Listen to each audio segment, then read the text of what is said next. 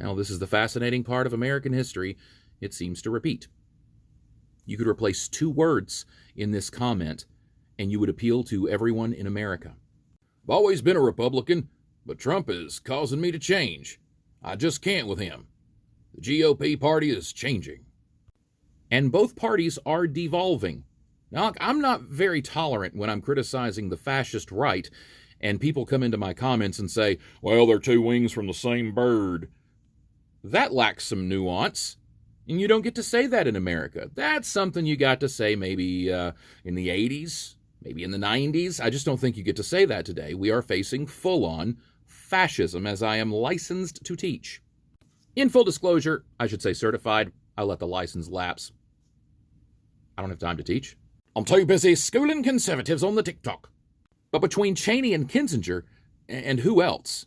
There's a couple more that have jumped on board here and there, but none of them have been consistently as vocal against Trump and the direction of the GOP as those two.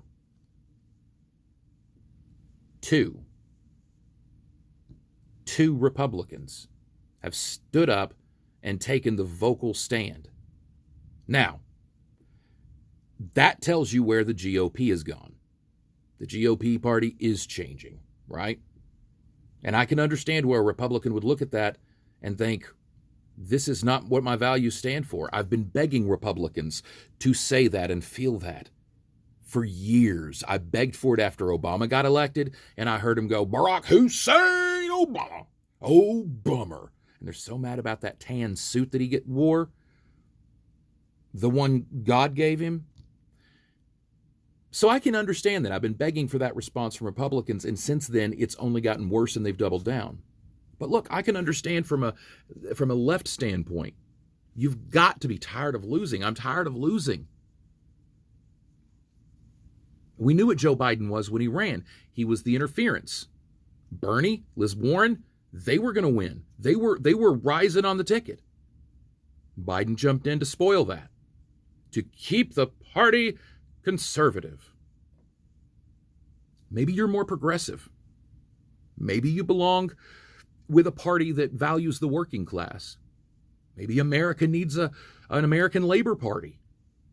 Maybe we need a third party. And if all the Democrats would realize that our values are mostly their values, that they're just too scared to actually do anything about, then maybe we could welcome all the conservative, centrist, moderate Democrats into the Labor Party.